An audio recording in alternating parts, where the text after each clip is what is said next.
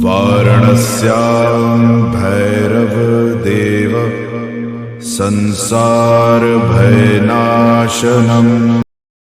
ओम श्री काल भैरवाय नमः। जय भैरव दर्शकों, स्वागत है आप सभी का बावन भैरव ज्योतिष पर। दर्शकों, आज मैं आपको बताऊंगा 10 महाविद्याओं में से 5वें नंबर पे आने वाली पंचमी यानी त्रिपुर भैरवी की साधना के बारे में। त्रिपुर भैरवी की साधना कैसी करी जाती है, त्रिपुर भैरवी साधना के क्या नियम हैं, त्रिपुर भैरवी साधना मंत्र, यंत्र, सामग्री और त्रिपुर भैरवी साधना के जो नियम हैं, साथ ही जो आवश्यक निर्देश है, इन सभी के बारे में आपको बताऊंगा।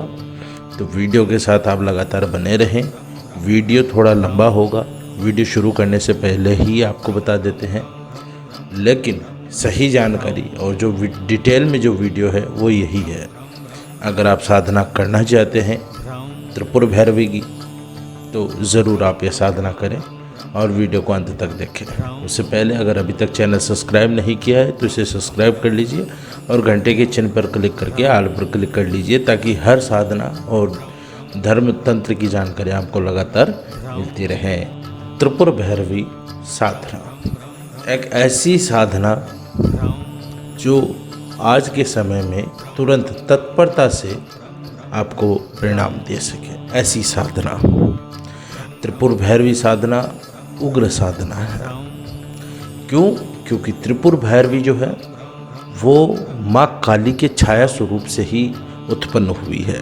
त्रिपुर भैरवी का संबंध पत्नी रूप में भगवान शिव के साथ है, यानी दक्षिण मुख का जो शिवलिंग हो, दक्षिण मुखी शिव त्रिपुर भैरव या कुकुर भैरव भी हम कहते हैं, उनकी पत्नी स्वरूप है माँ त्रिपुर भैरवी। और भगवती भैरवी के अलग अलग रूप हैं, अलग अलग रूपों की पूजा की जाती है, वो कार्य के अनुसार की जाती है। आज का जो युग है, आज का जो समय है, समय के अनुसार हर व्यक्ति का प्रयास ये होता है और ये मानवता का एक व्यवहार भी बन गया है कि हर काम जल्द से जल्द पूर्ति हो। अब हर काम हम अपने दैनिक जीवन में कर सकते हैं, अपने व्यापारिक या वैवाहिक जीवन में हर तरह की अपनी लाइफ में कर सकते हैं, लेकिन तंत्र की दृष्टि से अगर कोई काम देखे जाएं तो वो आसानी से पूरे नहीं होते हैं। उनके लिए हमें हवन अनुष्ठान करने होते हैं, वैदिक विधि से करते हैं, समय लगता है। और षटकर्म के जो कर्म हैं वो उनकी देवी माँ त्रिपुर भैरवी ही है।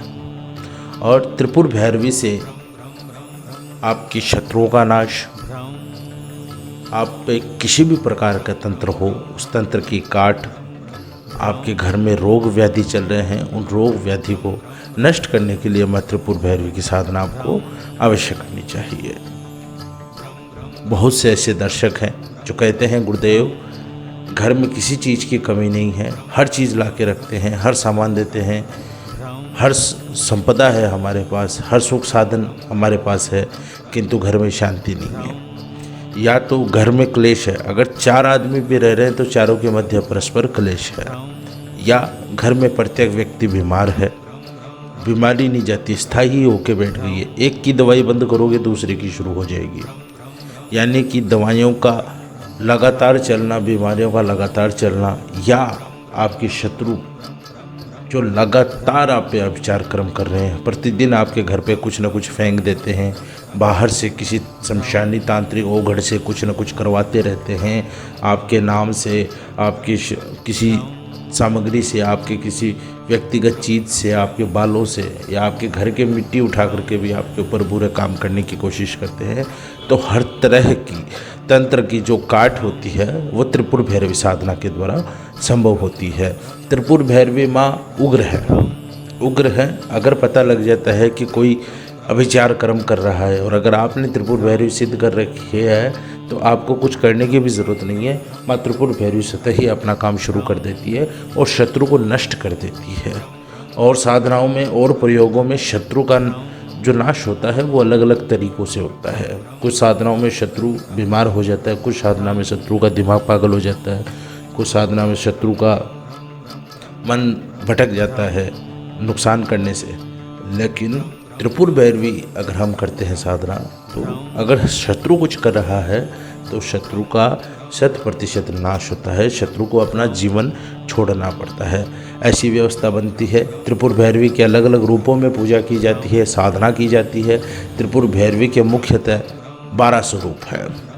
त्रिपुर भैरवी, चैतन्य भैरवी, सिद्ध भैरवी, भुवनेश्वर भैरवी, संपदाप्रद भैरवी, कमलेश्वरी भैरवी, कौलेश्वर भैरवी, कामेश्वरी भैरवी, नित्य भैरवी, रुद्र भैरवी, भद्र भैरवी और षटकुटा भैरवी।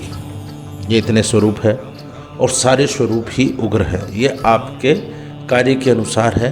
इनकी सबकी साधनाएं हैं, उनका साधना विधान, उनका मंत्र विधान पूरा अलग है। अलग अलग तरीक़ों से सबकी साधना की जाती है। भविष्य में 52 भैरव ज्योतिष के साथ आप जुड़े। भविष्य में यह सारी साधनाएं चैनल पर दी जाएंगी। आप अपने मन चिंतित कार्य के अनुसार यह साधनाएं कर सकते हैं। जो भैरव का या भैरवी का पूजन करता है, इनका साधन करता है या इनका भक्त होता है, उसको भय परेशान नहीं कर सकता। अर्थात भय का नाश करती है भैरवी। तो भैरवी की साधना अगर आपने कर ली तो कोई भी प्रकार का भय आपके जीवन में नहीं रहेगा, कोई भी संकट आपके जीवन में टिक नहीं पाएगा। माँ भैरवी का जो स्वरूप है वो स्वरूप है लाल रेशमी वस्त्र पहने रहती है माता, और पालथी मारकर कमल दल के ऊपर बैठी रहती है, और इनका जो मस्तक है वो मस्तक पर 2 आक्रोशित नयन हैं और मध्य में नयन है, यानी त्रिनेत्र है माँ। गले में मुंडमाला धारण करती है। 4 हाथ हैं जिनमें माला, पुस्तक, वर मुद्रा और अभय मुद्रा धारण किए हुए हैं। जो उनके स्तन हैं बड़े बड़े हैं, गोल आकृति के हैं और रक्त वर्ण से लिप्त हैं, यानी लाल रंग के रक्त वर्ण इनके स्तन पर है। और देवी के चेहरे पर मंद मुस्कान है। माता का इसी स्वरूप को आपने पूजन करना चाहिए। जब साधना भी करें, ध्यान भी करें, तो इसी स्वरूप को आप ध्यान करें, तभी आपको सुफल प्राप्त होते हैं। आपने कोई भी रौद्र स्वरूप आपने न ही ध्यान करना है और न ही उसके बारे में आपने चर्चा करनी है। जब आप साधना करें तो आपको बहुत सी सावधानियां रखनी पड़ेगी, क्योंकि ये उग्र देव हैं। ये आपको परिणाम उग्रतापूर्वक देते हैं, जल्दी देते हैं। लेकिन अगर आपसे गलती होती है तो इनकी नाराज़गी भी उग्रता से ही बढ़ जाती है, जल्दी बढ़ जाती है। हमसे कोई भूल होती है तो हमें उसका सुधार करना चाहिए। प्रथम प्रयास ये रहना चाहिए कि त्रिपुर भैरवी की साधना में कोई गलती हम न करें। इसकी साधना पूरी विधि विधान से बताऊंगा। इसके नियम थोड़े अलग हैं और साधना में इसमें आपको काफ़ी कुछ करना पड़ेगा। लेकिन अगर साधना सिद्ध हो जाती है तो बेड़े पार है, पोबारा 25 है। किस्मत खुल जाती है जिसके ऊपर मातृपुर भैरवी की कृपा हो जाती है। भैरवी की अगर कृपा हो गई तो अलग से भैरव साधन करने की आपको आवश्यकता नहीं है। क्यों? क्योंकि मातृपुर भैरवी भैरव की ही शक्ति स्वरूप है। आपने मातृपुर भैरवी की साधना करनी है तो मातृपुर भैरवी को मातृत्व रूप में ही आपने पूजना है, मातृत्व रूप में ही की साधना आपने सफल करनी है। बताता हूँ आपको इनकी साधना का विधान। उससे पूर्व आवश्यक निर्देश देता हूँ साधना में क्या क्या आपको ध्यान रखना है और समय, दिशा आदि के बारे में आपको बताता हूँ। इस साधना को करने के लिए जो निर्धारित दिवस हैं वो है नवरात्रि के दिवस या फिर शुक्ल पक्ष की चतुर्दशी। इस बात का ध्यान रखें। दूसरी बात, मैं नवरात्र में साधना दे रहा हूँ, इसका अर्थ ये नहीं है कि आपको सिर्फ और सिर्फ नवरात्र में ही साधना करनी है या सिर्फ नवरात्र में ही आप कर सकते हैं। जैसे त्रिपुर भैरवी की जो साधना है वो आप भाद्रपद के महीने में कर सकते हैं, श्रावण के मास में कर सकते हैं, फाल्गुन मास में कर सकते हैं, शुक्ल पक्ष की चतुर्दशी के दिन कर सकते हैं। और नवरात्र में आपको छूट है, शारदीय नवरात्र में, चैत्र नवरात्र में, और जो 2 गुप्त नवरात्र आते हैं उनमें भी आप कर सकते हैं। साधना का जो समय रहता है वो रात्रि का रहता है। इस बात का आपने विशेष ध्यान रखना है, दिन में साधना नहीं करनी है। भैरवी की साधना है दिन में नहीं होगी, न ही दिन में जाप होंगे। दिन में आप बाकी का नित्य काम करें, साधना न करें। साधना में आपकी जो दिशा रहेगी वो रहेगी दक्षिण दिशा। इस साधना में आपको 3 विशेष सामग्रियों की आवश्यकता होगी, जो आपको मैं बताता हूँ। त्रिपुर भैरवी का यंत्र, वैदिक मंत्रों द्वारा प्राण प्रतिष्ठित यंत्र होना चाहिए, भैरवी माला और भैरवी आकर्षण गुटिका। 3 सामग्री आपके पास होनी चाहिए। आपको किसी आपने चिर परिचित किसी जानकार पंडित से, किसी तांत्रिक से या किसी अघोरी से अगर ये चीज़ें मिल जाती है तो आप वहाँ से लें। अगर कोई सामग्री की दुकान पर है, कोई पंडित ने खोल रखी है और अगर वो प्राण प्रतिष्ठित करके देता है तो आप वहीं से ले लें, आपको कष्ट करने की आवश्यकता नहीं है। अगर नहीं मिलता है तो आप स्क्रीन पर मेरे नंबर आ रहे हैं, इन पर आप व्हाट्सएप मैसेज कर करके और यह सामग्री अपने घर पे प्राप्त कर सकते हैं। आपने कॉल नहीं करना, इस बात का विशेष ध्यान रखिएगा। यूट्यूब में मैंने नंबर जब से दिया है इस पर बहुत ज़्यादा कॉल आते हैं, कॉल उठाना संभव नहीं है हर व्यक्ति का। तो प्रयास मेरा यही रहता है कि मैं कॉल ज़रूर उठाता हूँ, लेकिन हर कॉल उठे ये ज़रूरी नहीं है। तो दर्शक इस बात का बुरा न माने, और वो अगर व्हाट्सएप मैसेज करेंगे तो विदिन 24 आवर्स उनको उस बात का पूरा जवाब दिया जाएगा। जो उनका मैटर है, जो उनका विषय है, उस विषय पर उन्हें ज़रूर जवाब दिया जाएगा। तो आप मुझसे संपर्क करके माला और यंत्र, आकर्षण गुटिका और जो हवन सामग्री इसमें कार्य में आएंगी वो हवन सामग्री भी आप मंगवा सकते हैं। जो आपके पास है वो ना मंगवाए, बाकी पूरी किट भी इसकी मिल जाएगी आपको, तो वो आपके ऊपर है आप कैसे मंगवाते हैं। इस कार्य में आपने लाल वस्त्र धारण करने हैं, जोड़े के साथ नहीं होंगी। ये साधना अकेले में करनी है, चाहे स्त्री करे, पुरुष करे, लड़की करे, चाहे लड़का करे, कुंवारी कन्या करे, कोई करे, चाहे बुजुर्ग करे, करना अकेले में ही है। ये जोड़ी की साधना नहीं है, अकेले में करना है। और इसमें आपने लाल वस्त्र धारण करने हैं, धोती और ऊपर अगोछा। स्त्री है तो लाल वस्त्र में लाल साड़ी पहने। अगर कन्या करती है साधना को तो कुंवारी कन्या को भी लाल साड़ी ही पहननी है, और पुरुषों को बता दिया गया है। और लाल रंग का आपने इसमें आसन लेना है।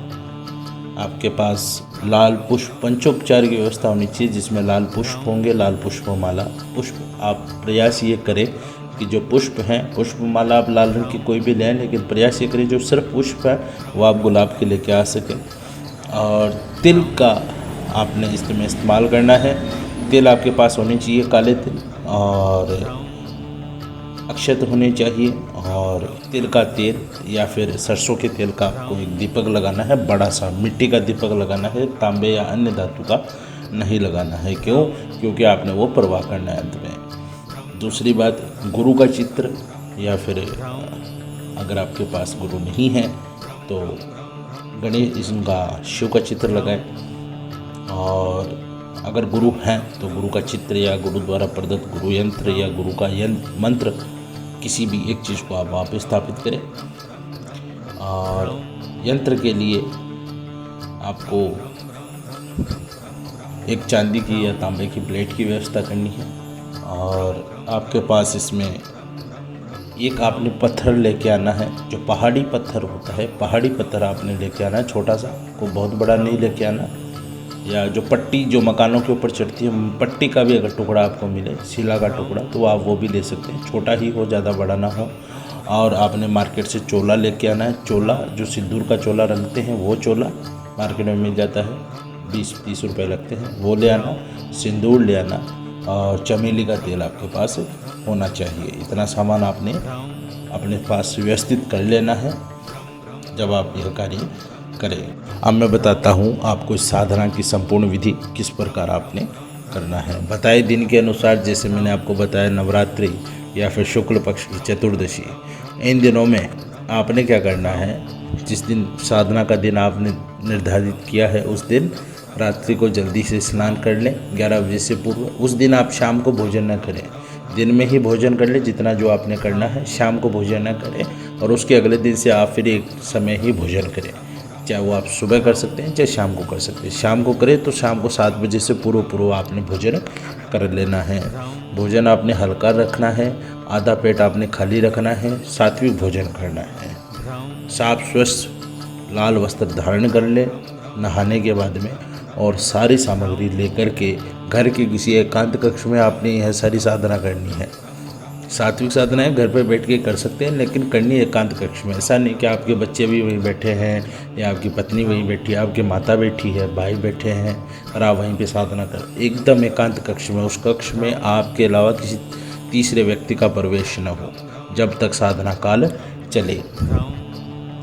दूसरी बात, सारी सामग्री लेकर के आपने दक्षिण मुख होकर के बैठ जाना है और सर्वप्रथम अपने सामने एक चौकी स्थापित करनी है। उससे पूर्व स्वयं को शुद्धिकरण मंत्र के साथ शुद्ध कर ले और भूमि को शुद्ध कर ले।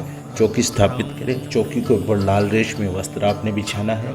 लाल रेशमी वस्त्र बिछाने के बाद चौकी के मध्य में आपने सर्वप्रथम भैरव को स्थापित करना है। भैरव को स्थापित करने के लिए आपने करना ये है, जो शिला मैंने आप जो पत्थर का टुकड़ा मंगाया है उस पत्थर के टुकड़े पर चमेली का तेल लगाकर उस पर आप चोला चढ़ाएं। चोला चढ़ा करके उस पर सिंदूर पूरी तरीके से लगा दें। पूरे चोले को सिंदूर में रंग दें और चमेली का तेल इसमें आपने प्रयोग करना है।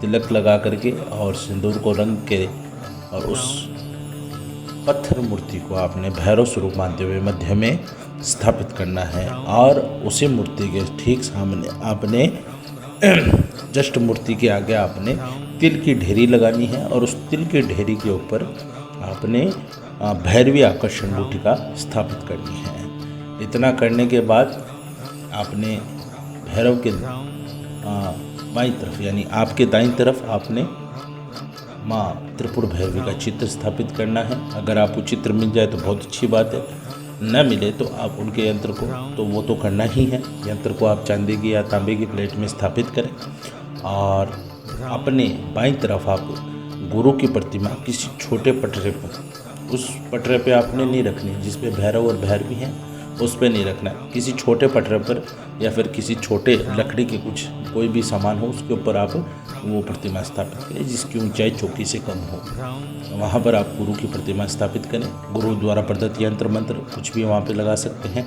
अगर नहीं है तो आप शिव की प्रतिमा स्थापित कर सकते हैं। सर्वप्रथम गुरु का आपने तिलक करना है, गुरु को आचमन करवाना है जल द्वारा, धूप दीप दिखाने हैं और उसके बाद आपने गुरु की एक माला करनी है। गुरु मंत्र आपके पास जो भी है उस मंत्र से एक माला करें। गुरु मंत्र नहीं है तो आप एक माला शिव की करें, ओम नमः शिवाय, शिव की एक माला करें। उसके बाद आपने दीप प्रज्वलित करना है। जो बड़ा वाला दीप मैंने आपसे मंगाया है वो वाला दीप आपने प्रज्वलित करना है। गुरु को दिखाने के लिए आपको पहले से दीप जलाने की आवश्यकता नहीं है, उनको सिर्फ धूप दिखाएं। दीप जब आप जला लें तब गुरु को दिखाएं। यह दीप आपने पहले भैरव भैरवी को दिखाना है फिर गुरु को दिखाना है। तो मध्य में दीप स्थापित करें, बड़ा सा दीप लगा लें और उसमें आपने लंबी वाली बत्ती बनानी है, गोल बत्ती नहीं बनानी है। उसमें तेल डालें, तिल का या सरसों का, पूरा भर लें उसे। साधना काल में वो दीपक जलता रहे। दीपक जला लें। तत्पश्चात त्रिपुर भैरवी यंत्र को आपने पंचामृत से स्नान करवाना है। स्नान करवा करके कुमकुम और अक्षत से उनका तिलक करना है। भैरव को आपने तिलक करना है। भैरव को तिलक करें आप लाल रक्त चंदन से कर सकते हैं, सफ़ेद चंदन से कर सकते हैं, कोई दिक्कत नहीं है। भैरव को आप तिलक करें। तिलक करने के बाद आपने भैरव की 5 मालाएँ करनी है। 5 मालाएँ कैसे करनी है? भैरव की 5 मालाएँ आपने करनी है। ओम भैरवाय नमः, ओम भैरवाय नमः, इस प्रकार 108 की 5 मालाएँ आपने भैरव की करनी है। और ये आपको प्रतिदिन करने की आवश्यकता नहीं है, ये सिर्फ प्रथम दिन के लिए है जो मैं आपको बता रहा हूँ। उसके बाद आपने भैरव का ध्यान करना है। भैरव ध्यान के लिए आपने यह ध्यान मंत्र कहना है। अद्यो भैरव भीषणो निगादितः श्री कालराजः क्रमाद श्री संहारक भैरवो अप्युत्थ रुरुश्रौमंतकौ भैरवः क्रोधश्चंड कपाल भैरववर श्री भूतनाथस्ततो हाष्टो भैरव मूर्तयः प्रतिदिनम दद्यु सदा मंगलम। इस प्रकार आपने भैरव का ध्यान करना है। एक बार इस मंत्र का आपने जाप करना है, ध्यान मंत्र का। और भैरव का ध्यान करना है। उसके बाद आपने मातृपुरुष ध्यान करना है, जिसके लिए आपने कहना है उद्यत भानु सहस्त्र कांति मरुण सोमाम शिरोमालिकाम रक्तालिप्र पयोधराम जपवटी विद्याम भीतिम परम हस्ताब्जे धर्दितिम भिनेत्र विलसत्रा अरविंदम श्रियम देवी बुद्ध हिमांशु रत्नस्त्रकुटाम वंदे संबंध स्मिताम। इस प्रकार आपने त्रिपुर भैरवी का ध्यान करना है, एक ही बार करना है। उसके बाद आपने विनियोग करना है, जिसके लिए आपने गंगा जल या शुद्ध जल अपने हाथ में ले लेना है और आपने कहना है अश्य त्रिपुर भैरवी मंत्रस्य दक्षिणामूर्ति ऋषि शक्ति छंद त्रिपुर भैरवी देवता एम बीज ह्रीम शक्ति ही क्रीम कीलकम महा अभिष्ट सिद्धिय जपे विनियोग। यह कहकर आपने भूमि पर वह जल छोड़ देना है। उसके बाद आपने संकल्प करना है। संकल्प आप किस प्रकार करेंगे? संकल्प आपने करना है गंगा जल या शुद्ध जल आप हाथ में ले लें और आपने कहना है मैं अमुक गोत्र में जन्मा अमुक का पुत्र अमुक महाविद्या त्रिपुर भैरवी की साधना अपने अभीष्ट के लिए कर रहा हूँ। माँ त्रिपुर भैरवी भगवान भैरव मेरी यह साधना फलीभूत करें और मुझे जल्द ही इससे सिद्धिप्रद करें। इतना कहकर आपने वह जल धरती पर छोड़ देना है। इसमें आपने अमुक गोत्र अमुक पुत्र इन सब में आपने अपनी जाति अपना गोत्र अपने पिता का नाम स्वयं का नाम और अभिष्ट सिद्धि में आप जिस कार्य की सिद्धि के लिए है साधना करते हैं आप सर्वकारी सिद्धि के लिए भी यह कार्य कर सकते हैं। अन्यथा आपका जो भी अभिष्ट है, क्योंकि साधना बहुत लंबी नहीं है, बस ध्यान रखना है साधना में, तो आप अभिष्ट कार्य की सिद्धि में आपने पूरे उस काम का नाम ले सकते हैं, उस कार्य का आप इसमें वर्णन कर सकते हैं। यह आपने संकल्प करना है। संकल्प करने के बाद आपने जो पुष्प है वो पुष्प आप लाल पुष्प त्रिपुर भैरवी यंत्र पर समर्पित करें, चित्र पर समर्पित करें, पुष्प भैरव को समर्पित करें। साथ ही जो लाल पुष्प माला है कुंडली बना करके आपने यंत्र के ऊपर स्थापित करनी है। साथ ही एक लाल पुष्प की माला आपने त्रिपुर भैरवी गुटिका पर भी स्थापित कर देनी है। इस बात का आप ध्यान रखें। और आपने धूप दिखानी है, दीप जलाना है, जो दीप जलाया हुआ है वो दीप दिखाना है। नैवेद्य का आपने इसमें भोग लगाना है। नैवेद्य में आप इसमें त्रिपुर भैरवी के आगे मगज के बीज के बने हुए लड्डू आप उनका भोग लगा सकते हैं, या आप पापड़ का भी भोग लगा सकते हैं, लेकिन प्राथमिकता आपके मगज के बीज के लड्डू की हो, उनको आप लगाएं नैवेद्य के रूप में। साथ ही अब आपने माला करनी है। माला आपने किस प्रकार करनी है? मूल मंत्र की आपने 21 मालाएं प्रतिदिन करनी है और 9 दिवस तक करनी है। 108 की एक माला होगी। मंत्र अति सरल है और ये जो मंत्र है, ये मंत्र आपके जो कार्यों की मैंने वर्णन किया है अभी तक पूरी वीडियो में, वो सारे कार्य इससे सिद्ध हो जाते हैं। इसके अतिरिक्त भी अलग अलग कामों के लिए अलग अलग मंत्र हैं, मंत्र विधान है, अलग वीडियो में बनाऊंगा। अगर दर्शक कमेंट करेंगे तो ज़रूर वो वीडियो भी त्रिपुर भैरवी के अलग अलग स्वरूपों के वीडियो भी आएंगे, जिनमें अलग अलग कार्य की सिद्धि के लिए अलग अलग सिद्धियाँ की जाती हैं। तो इसका जो मूल मंत्र है वो है ह्रीम भैरवी क्लोम ह्रीम नमः। ह्रीम भैरवी क्लोम ह्रीम नमः, यह मंत्र है त्रिपुर भैरवी का मूल मंत्र है। छोटा सा मंत्र है, आप इसकी माला कर सकते हैं और प्रतिदिन आप जब इसकी 21 माला करेंगे तो मुश्किल से आपको घंटा सवा घंटा लगेगा। इतनी देर तक आपका दीपक जलता रहना चाहिए। आपने यह साधना विधि विधान से करनी है और उसके बाद में 9 दिनों में आपको ज़रूर, अगर आपकी जो भक्ति है वो इसमें अटूट रहती है, आपका ध्यान पूरा अटूट रहता है और आप अगर तन मन धन से माँ के आगे अगर समर्पित रहते हैं तो निश्चय ही आपको माँ त्रिपुर भैरवी और भैरव दोनों के दर्शन हो सकते हैं। अकेली साधना है जो 2 देवों के आपको एक साथ दर्शन करवा सकती है। साधना थोड़ी कठिन है और करने में वक्त भी लगता है, लेकिन इसमें आपको दर्शन होने के जो योग है वो बहुत ज़्यादा है। प्रत्यक्ष दर्शन होंगे, अगर प्रत्यक्ष दर्शन न हो तो धूमिल आकृति के दर्शन हो सकते हैं, लेकिन दर्शन अवश्य होंगे और दर्शन में आप बात कर सकते हैं। मातृत्व भाव से ही आपने त्रिपुर भैरवी की साधना करनी है। त्रिपुर भैरवी का जब आप चित्र मार्केट से खरीदेंगे तो हो सकता है मन में कुछ भी विचार आए आपके। त्रिपुर भैरवी माँ बहुत सुंदर सौंदर्य है और बहुत उग्र भी है। इनकी हमेशा मातृत्व रूप में ही पूजा करनी चाहिए और मातृत्व भाव ही इनके साथ रखना चाहिए। साथ ही पूरी साधना करने के बाद आपने अंतिम दिवस जब साधना आपकी पूर्ण हो जाए आपने उस रात्रि को हवन करना है, जिसके लिए सिर्फ और सिर्फ शमी के वृक्ष की लकड़ियाँ हों और इसमें आपने तिल का तेल लेना है, घी का प्रयोग नहीं करना है। तिल के तेल से हवन होगा। मगज के बीज का जो लड्डू बनता है उस लड्डू का आपने हवन में आहुति लगानी है। 5.25 किलो 2.25 किलो ऐसे आप लड्डू मंगवा लें और इसमें आपने नारियल के गोले लगाने हैं हवन के अंदर और हवन सामग्री लगेगी। इतनी सामग्री से आपने और तेल का हवन करना है कपूर के साथ। इतने आपने ध्यान रखना है और 108 आहुतियाँ देनी है और प्रत्येक आहुति में नमः के जैसे मूल मंत्र है ह्रीम भैरवी क्लोम ह्रीम नमः, इस नमः को हटा के आपने अंत में स्वाहा कहना है। ह्रीम भैरवी क्लोम ह्रीम स्वाहा। इस प्रकार आपने यह मंत्र 108 मूल मंत्र की आपने आहुति लगानी है। आहुति लगाने के बाद अगले दिन आपने घर से बाहर जाकर, अपने घर में कुछ नहीं करना, घर से बाहर जाकर के अगर आपको ब्राह्मण मिलते हैं तो, क्योंकि बहुत से गांव में ऐसे नदी तट पर बहुत से बड़े बड़े संगम स्थानों पर तो ब्राह्मण आसानी से मिल जाते हैं, नहीं मिलते हैं तो आप किसी निर्धन को आप भोजन करवा सकते हैं।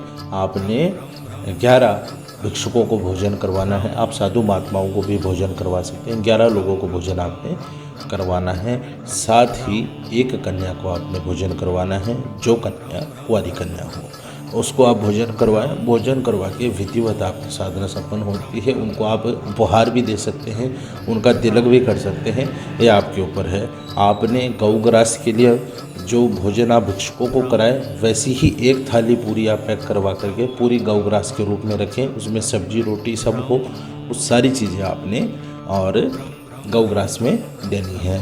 इतना कार्य आपने विधिवत तरीके से करना है। साधना काल में आपने ध्यान ये रखना है कि आप गंदा न सोचें, अपनी सोच पर नियंत्रण रखें, किसी की निंदा न करें, लड़ाई झगड़ा न करें, किसी को गालियाँ न दें, मारपीट अहिंसा न करें, स्त्री के साथ समागम न करें, अगर स्त्री है तो पुरुष के साथ समागम न करें और साथ ही पूरी तरीके से ब्रह्मचर्य का पालन करना है। ज़मीन पर सोना है चटाई लगा करके, पलंग पर लकड़ी की वस्तु पर नहीं बैठना है, ऊंचाई पर नहीं बैठना है, नीचे बैठना है और माँ भैरवी की आपने विधिवत तरीके से साधना करनी है। साथ ही बाहर का आपने कुछ भी नहीं खाना है। जिस दिन आप ब्राह्मण भोज करवाओ उस दिन भी बाहर का कुछ मत खाना। साधना काल के 1.25 महीने तक आपने बाहर का कुछ भी नहीं खाना है। आपको जो भी साधना में अनुभव हो, जो भी अनुभव आपको माँ भैरवी आपको दे, तो उन अनुभवों को आपने किसी के साथ भी साझा नहीं करना है। किसी को नहीं बताना है कि मुझे ऐसा महसूस होता है या मुझे ऐसा दिखाई दिया, ऐसा सुनाई दिया। किसी से आपने कोई जिक्र नहीं करना है। साधना सिद्धि के पश्चात भी आपने नहीं कहना है कि मैंने यह साधना सिद्ध कर ली है और मुझे यह परिणाम मिल चुका है। कुछ भी हो, साधना पूर्ण होने के बाद भी किसी से आपने नहीं कहना है कि मेरी साधना ऐसे मैंने की है या ऐसे मैंने साधना पूर्ण कर ली है या ये मुझे इससे परिणाम मिला है। इन बातों को आपने आजीवन ही गुप्त रखना है। साधना आपकी जब समाप्त हो जाए तो आप साधना की जो सामग्री आपके पास है सारी सामग्री आप जल प्रवाह कर दें। इनमें ना तो आप भैरवी माला रखें, ना आकर्षण गुटिका रखें, न त्रिपुर भैरवी यंत्र रखें। इन सारी सामग्रियों को आपने जल प्रवाह कर देना है, क्योंकि एक बार मैंने ऐसा किया था। इनके नियम होते हैं, रख तो सकते हो आप इन्हें, बहुत ज़्यादा नियम होते हैं लेकिन वो नुकसान देते हैं। फिर तो उन नियमों को अगर आप न कर सके तो फिर नुकसान के जो योग है वो ज़्यादा बन जाते हैं और डर रहता है। तो आप इसे जल प्रवाह करें विधिवत तरीके से। कोई भी सामग्री घर में न रखें, कोई भी सामग्री, सारी जो भी आपने साधना सामग्री इस्तेमाल की है सारी को आप अपने किसी भी लाल कपड़े में या काले कपड़े में लपेट करके ऊपर मोली का धागा बांध दें और जल प्रवाह कर दें। अगर जल स्थान नहीं है आसपास तो आप इसे किसी सुनसान जगह में जा कर के किसी बड़े वृक्ष के नीचे, जिनके अंदर वट वृक्ष हो सकता है, पीपल का वृक्ष हो सकता है, शमी का वृक्ष हो सकता है, आकड़े का वृक्ष हो सकता है, आकड़े का पेड़, इन सब के नीचे आप इनको गाड़ के आ सकते हो जड़ों के अंदर। कोई भी इसमें दोष नहीं है। साधना विधिवत तरीके से आप संपन्न करें। और मुझे लगता है कि मैंने 30 मिनट से अधिक की वीडियो ये बन गई है, तो दर्शक भी ज़्यादा बोर ना हो, लेकिन क्या करें, आपकी जानकारी के लिए ये सारी वीडियो मैंने बनाई है और पूरी विधि समझाने के लिए, विधान समझाने के लिए ही वीडियो इतना लंबा हुआ है। तो दर्शक अपने विवेक के अनुसार साधना को अवश्य करें। कोई भी सामग्री के लिए आप मुझे संपर्क कर सकते हैं। कोई भी परेशानी होने पर आप व्हाट्सएप पे मैसेज करके पूछ सकते हैं। कमेंट में आपकी जो भी साधना पर राय है वो कमेंट में आप ज़रूर बताएं। इसी के साथ मैं अपनी वाणी को विराम देता हूँ। धन्यवाद। जय भैरव।